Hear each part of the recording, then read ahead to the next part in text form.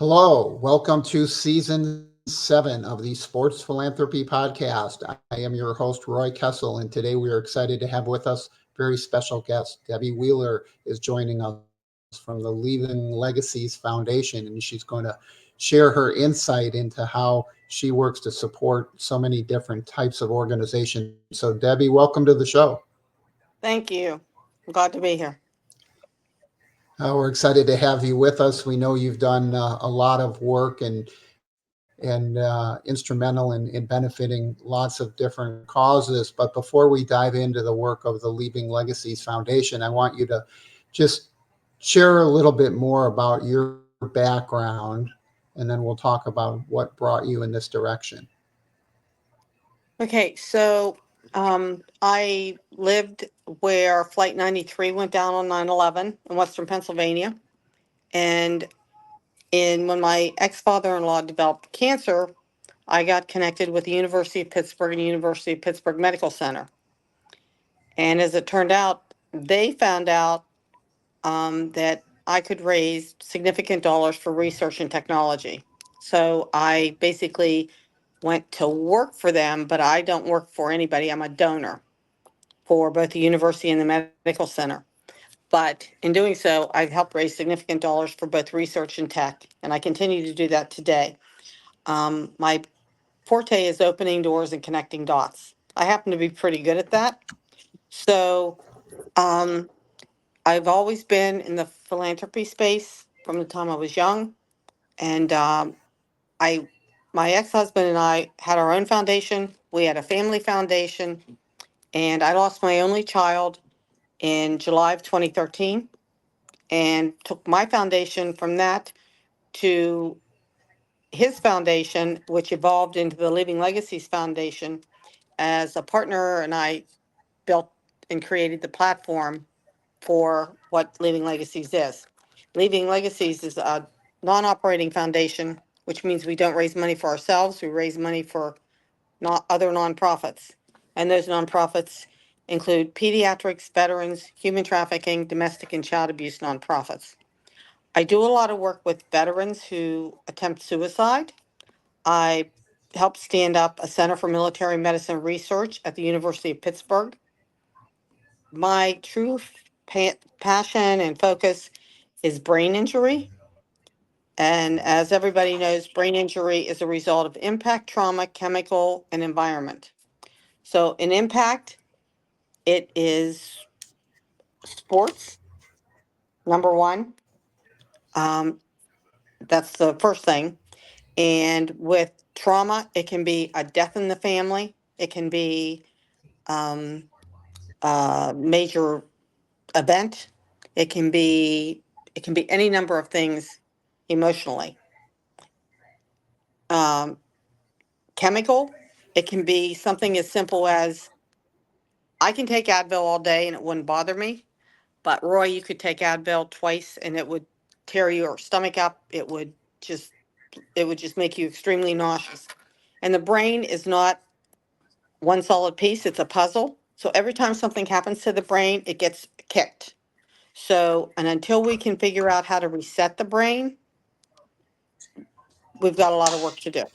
And the last one is environmental. In other words, if you're living in a home that has an abusive parent from alcohol, addiction, whatever, all of those four things, impact, trauma, chemical, and environment, can cause significant behavioral injury and brain injury.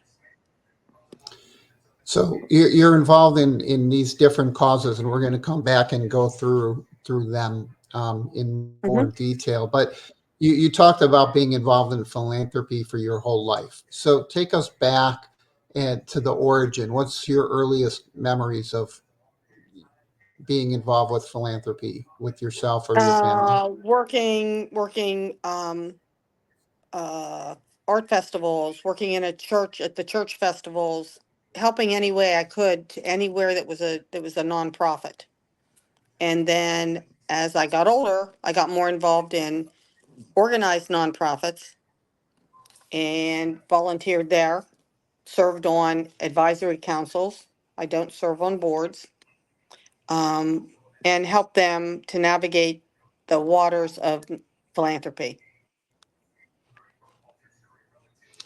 So, as you did that, when you look back and remember, what were the parts of philanthropy that stood out to you? What attracted you to that space and wanted you to get more involved? The way my brain works is it's to identify a problem, diagnose the problem, create the outcome for the problem, and then hold the data, validate the outcome. So that's how my mind works in everything that I do. So that was what drew me more to philanthropy, I think, than anything, was the fact that there was an issue or a problem. I could identify the problem, I could diagnose the problem, I could create a solution, and I could help validate the solution. So, using those skills, right? You talked about being involved with philanthropy for most of your life, and being able to diagnose those gaps, right? And as you said, making the connections. Right? That's a skill set that many organizations need, because oftentimes there's people with amazing ideas and amazing contacts and everything else, but they don't have either the leadership in the nonprofit, or a board that can go out and make those outreach requests, or cold outreach type of interactions. Right. So where do you think you developed that from? How did you develop that skill? I was born with it. I was born with it. So I see things that most people don't. I'm part American Indian. I do have the gift of sight, and I can I can take an idea, a dream, something that has no legs, no anything, and I can take it the whole way in my mind, the whole way to the end and the outcomes, to put it wherever it needs to be. That's what I'm good at doing. So, and that's it. So, as you created Leaving Legacies, as you said, it's not an operating foundation. So the funds you raise are designed to go to the nonprofits that you're working with and supporting. So tell us about some of the ways that you help those organizations raise funds. So, Living Legacies, I did the normal event planner for years. And the two times that I paid the first year and my business partner and I shared the second year, we got a zero from the event planner because of the resources and the fact that I can source things down to next to as close to better than cost most times. So I saw a need and I saw a significant impact of dollars not going to the nonprofits. They were going to the event planners instead of the nonprofits. And we created the platform to fill that gap. So we had no salaries, we have no payroll.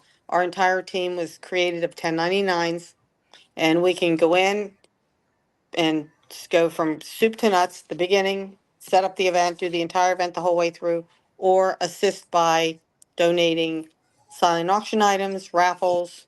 And we have curated experiences strictly for Leaving Legacies, to use at our disposal for whatever nonprofits we use, or we do with any nonprofits that we, do events for. Well, that's a huge benefit, because we know one of the big challenges we see in the event space is the high cost of running those events, right? Many Right. organizations will tell you they quote unquote raised $100,000, but when you really look into it, right, they've spent $80,000 or $90,000 running the event, right? So they spent Exactly. $100,000 to net $10,000 or $15,000. And Exactly. also on the event, memorabilia and silent auction areas, right? One of the big challenges is that um, there's typically a high embedded cost in those items, meaning they're taken under consignment, and the consignment price is maybe a few $1,000s. And so you've got a donor who's writing a check for, say, $3,000 to the nonprofit, thinking that, hey, your nonprofit is getting $3,000, and really the cost of that package for the nonprofit is $2,500 or $2,700. And so, it would have been a lot easier to get them to just give you a check for $300 or $500, instead of writing a check for 3,000. And we see that a lot because the purchasers feel like they've done their job, right? They've Right. come out of pocket $3,000, but they're not getting a write-off of that amount because it's not above the market value, and they're also not getting that amount right in the hands of the nonprofit. So, without giving away the trade secrets, tell us a little bit more about how you source some of these experiences, and the types of experiences that you have available for organizations. Everything in life is about relationships, right? So you, in my world, most of these people are friends of Leaving Legacies that own these properties or own these experiences or do these experiences. And they still take my call. They still take Leaving Legacies calls. Even So, after having dealt with you, they still take your call. what can I tell you? Yeah, pretty So much.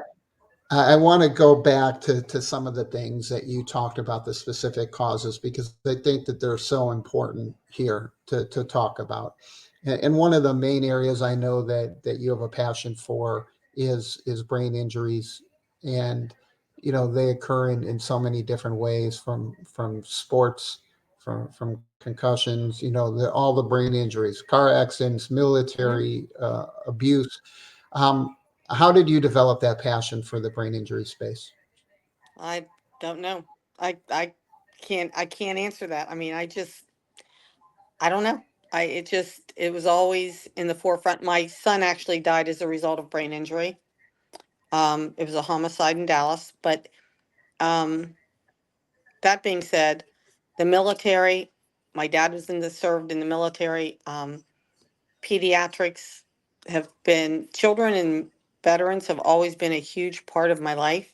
So that's that's basically who I take care of first, maybe, for lack of saying anything else.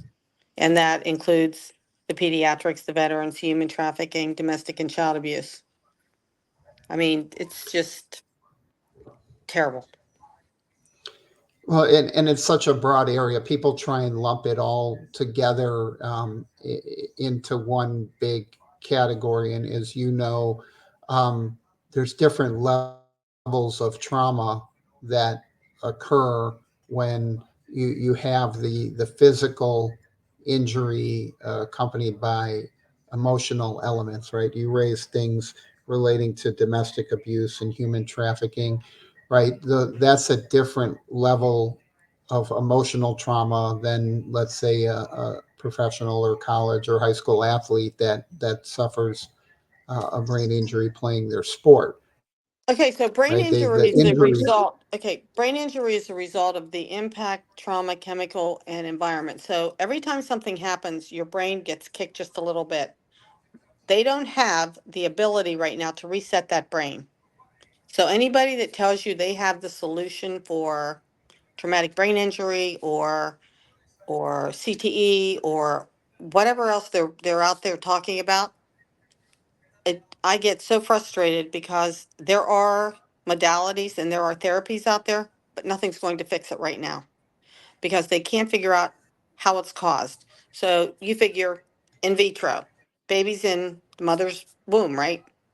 Um, you figure it out when you have that head coming out of a smaller hole. That's trauma. That's trauma to the head. That's trauma to the baby. Then they start to learn to walk. They fall down, they bump their head, they get up, they do it again over and over and over again. Somebody yells at them and startles them. They start to scream. Their blood pressure goes up. Their blood vessels swell. Everything just keeps getting layered upon layered upon layered. Then you have three children. Grandma dies, right? The oldest child understands grandma was sick and went to heaven. The baby's completely oblivious because He's a baby. The middle child happened to be very close to grandma. Nobody's really watching the middle child. And these are all hypotheticals because I'm just speaking hypothetically. They're not explaining to the child because they don't know what the child's processing. They start to wet the bed. They don't leave mom out of their sight. Their grades drop. They don't want to be around their friends. Things that things that seem normal to people are not to that child. Then you go into chemical. Going back to the Advil, it doesn't mean chemical is not a illegal drug, and it's not something that can be toxic. It can be hairspray, it can be perfume, it can be anything. You can be allergic to anything. When you get allergic, when you have a reaction, your blood vessels swell and things get moved. And the last one, environmental. If you're living in a house where there's constant chaos and confusion and physical abuse or anything else coming down, it's all together. So every time something happens in your life, it's just another layer of trauma. Trauma causes brain injury. Trauma causes emotional injury. Well, and that emotional injury, right? You described some of the situations, and then when you apply the physical injury in a combat situation, you talked about the veterans, right? Hmm. You're adding even another layer um, on top of that, right? Because you've got all kinds of, you can, I guess, lump it into an environmental category, but it's really a very different type of trauma when you're seeing people killed right in front of you and suffering significant Well, and injuries and let me be clear about that. The war we're fighting today, and we are in a war, regardless of what anybody says, is not the war your dad's fought. This is a biochemical war. This is a psyops war. This is an emotional war. They are indoctrinating our kids. They are indoctrinating families to think that to think a certain way that is not right or is not does not co co-align with their own values. And that's where a lot of the brain injury and emotional injury is coming from. I see it every day. well, and it's hard, as you said. There's been some amazing advances in technology, but one thing that we don't have the ability to do with the brain is to get a real clear understanding, not only of what is wrong, but how to fix it, right? In almost every other part of the body, there's a scan or an image or an X-ray or something that we can do to get a pretty good idea of what's wrong, right? Not perfect. Obviously, Right. there's hundreds of types of cancer that we don't know how to cure. But when you look at There, brains, I always say it's interesting because people in today's world want an easy solution, right? They want to be able to pick up their phone like this, and they want to be able to say, okay, I'm going to wave that over Roy's head, and it's going to give me a red light or a green light and tell me his brain's okay or not okay. And then it's going to give me a set of instructions on what I need to do to get that restored to a green light. And there isn't anything that easy with the brain. Well, what do you see as some of the advancements that you know about that are on the horizon?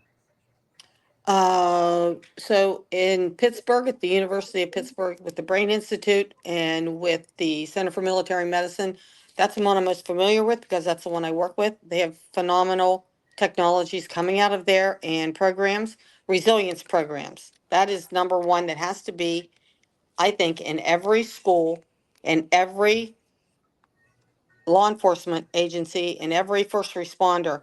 People don't recognize trauma. They don't recognize brain injury. So there are people that are being severely hurt, even killed, as a result of the unknown. I understand that if somebody's running toward a police officer with a knife in their hand, that's bad. That's just not right. But, these we have to train everybody and we have to train our children and give our children life skills. Children don't know what to do with divorce, drugs, bullying, and that just adds another layer to the trauma and everything else that's going on in emotional injury. So it's a different world, it's a different war, And we need the resiliency programs desperately. We need them in the schools, we need them in the churches, we need them everywhere. When when our society comes down to where a policeman or two have to monitor and patrol a church or a synagogue for a service, that's bad in my eyes. Yeah, and I think you're seeing a lot of that going on right now, right? As we see Hmm. all kinds of things in today's world, with the protests and riots and all kinds of other things. But what's troubling, right, is many of the things that you described and the causes that you represent. I'm gonna classify into somewhat of an invisible category, right? Because when somebody has a brain injury, people around them can't see that. When somebody is going through domestic abuse, most of the people in their life don't know that and can't see that. When somebody has been involved in human trafficking, um, right, there's a lot of people that don't know how much of that goes on. Right, the statistics are mind-boggling when you look at the Super Bowl being probably the number one event in the world each year for human trafficking, right? And you look at all It of the is. money and all of the other things that are spent there. What can people do to help support these causes?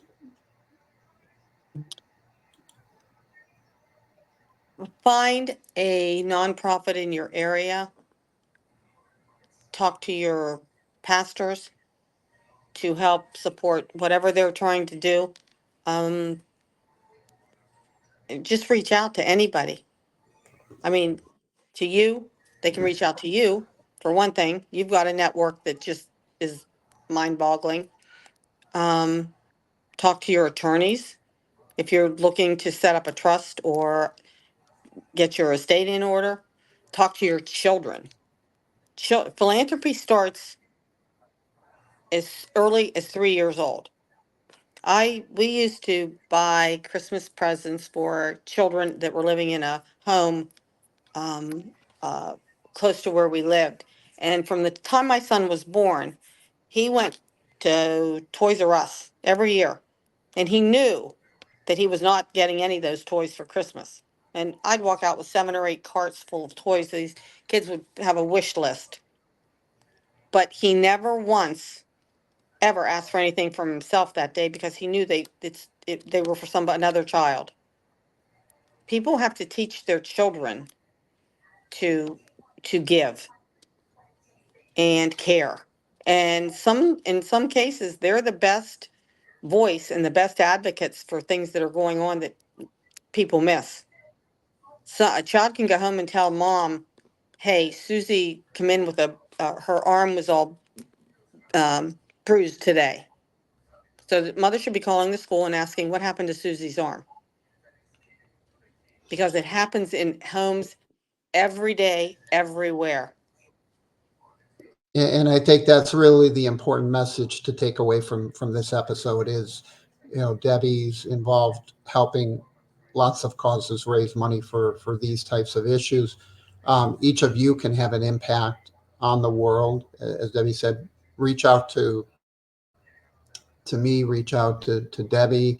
Um, you can feel free, as you listen to this and see the page with the details of Debi's background, you'll be able to identify those individual causes, find things, these are issues that transcend communities. They don't observe borders, geographic borders of cities or states or countries. This is going on all over and around the world. And we hope that you'll join all of us, especially Debi's work in this fight. So, Debi, we want to thank you for coming on and joining us on the Sports Philanthropy Podcast today. It was great to hear about the work that you're doing with Leaving Legacies Foundation.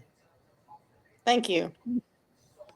And for all of our viewers and listeners, we appreciate you taking time out of your schedule to join the Sports Philanthropy Podcast. This is your host, Roy Kessel, signing off. Please remember to live generously. Thank you. Thank you. you.